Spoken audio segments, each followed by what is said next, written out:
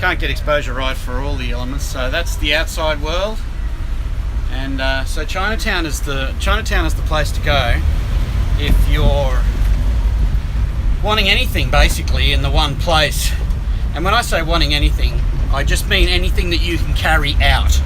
So you don't go to Chinatown for something bigger than you can carry with you, but anything smaller than you can carry with you, it's there, except for say taps. So it's very much tourist driven, and the locals go there for their shopping. So yeah, it's the place to go. And anything, food. So now we're in a red taxi on the way to the cat cafe again, because we're addicted to cats. To another episode of the life and times of an artist who paints, makes music and meets people, and then wraps it all up by sideshows. For your entertainment, please don't ever be lonely, and don't feel unloved. join me on Patreon. This is the Stephen Dix Chronicles.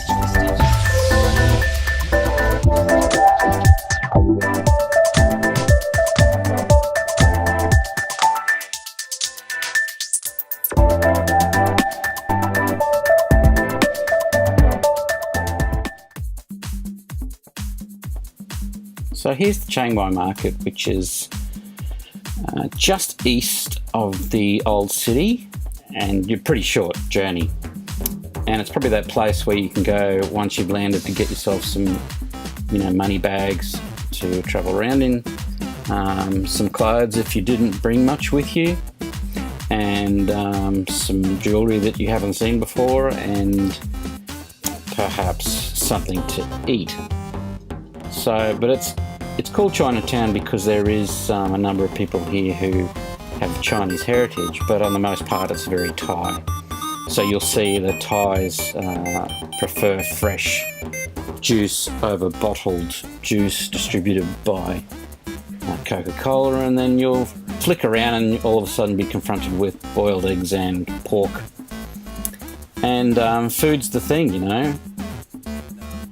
things in season, mulberries. And you're going to see a lot of things you've never seen before if you're a Westerner. And there isn't always English around, so you don't know what it is. These waffles, I couldn't tell you if they were savoury or sweet, but they certainly seem to be making them for someone, but they weren't selling them on the spot, so goodness knows what's going on there.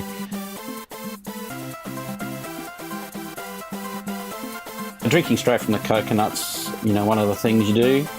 Here's some curry puffs with taro and chicken, and they were only 7 baht each, which in American dollars that's probably 10 cents. Here's some pork buns, etc. So a bit of Chinese influence there. And here's a guy that was doing barbecue chicken, which you don't see a lot of around the place, barbecue chicken. You see more duck than you see chicken in Chiang Mai. And there's some prices. For those of you who don't know, 100 baht's around about $4. And when you're looking at these things, you sort of every now and then you notice stuff isn't entirely clean, and you really don't know what's going on with food and sanitation. So, just don't bother asking. For those of you with some sort of fear of being in other countries and drinking the water, I can assure you that there's ice in absolutely everything you drink in these countries. Everything's served with a ton of ice, but you do see fresh water being trucked to everywhere. So, presumably the ice is drinkable.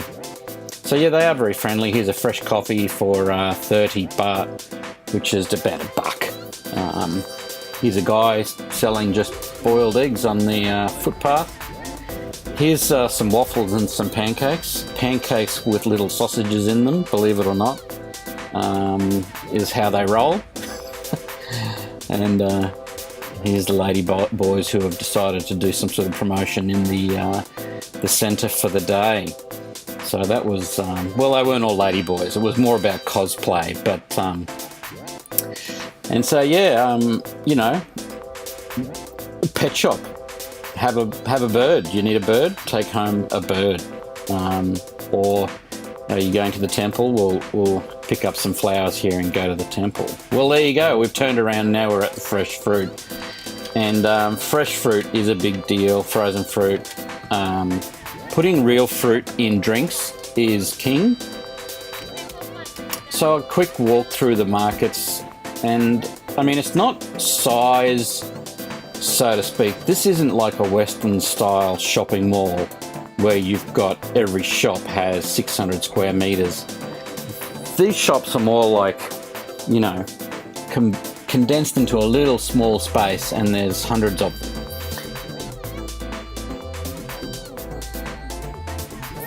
And you will find yourself standing under a fan at some point thinking, why am I standing here? Oh my goodness, there's a fan above me. So there's all sorts of small little things you can buy to take home. And if you love that kind of shopping where you're discovering things and looking for something to take home for someone you like, or just a reminder of where you've been, this market's probably a pretty good place to go. I was actually excited when I saw these essential oils, because I love patchouli, until I found out that they were chemically made, so they weren't even real. Here's some pizza boards, which in this market's the closest you're going to get to a pizza. If you want pizza, you need to go to Pizza Hut, and you will pay 4 times as much for a pizza in Thailand, and it will be pretty rubbish. So yeah, great shopping experience, and the variety is there. I mean, you can pick up a set of shoes and sneakers that you've never seen before, and then turn around and get yourself some garlic, and then turn around again and get yourself some incense sticks. So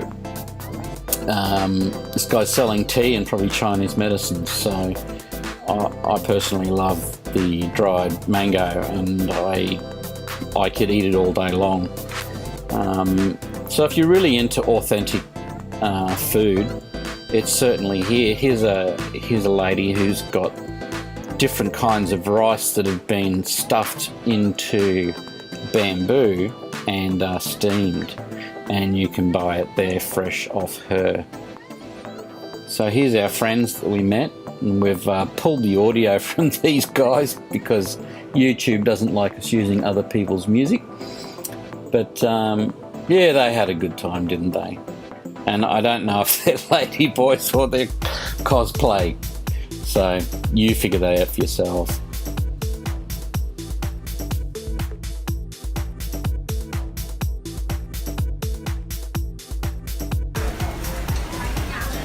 There's strawberries, plums, dried tomato, prunes, cherries. 100 baht. So that's $4. Durian, jackfruit, durian candy, oh, dried pineapple, longans, grapefruit, pineapple, mixed fruit. That's what you get if you don't know what you like, and you get a bit of everything. And dried mango, which is like,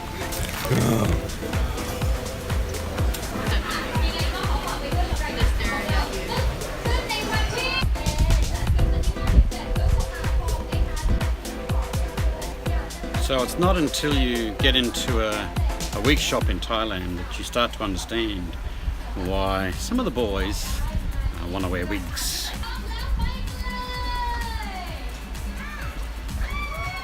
Some of these wig mannequins look a bit androgynous.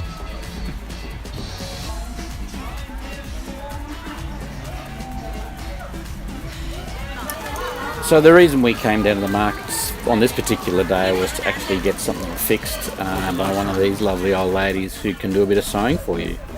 And I need two garments we needed fixed up. She wanted to charge me $3, and I said, here, have $4. She was very appreciative. But you know, in my country, in Australia, it cost you $40 to do the hem on a pair of trousers. So yeah, pretty good. Okay, so we're leaving Chinatown now, and we're in a red taxi. This red taxi is actually quite cheap compared to most of the others.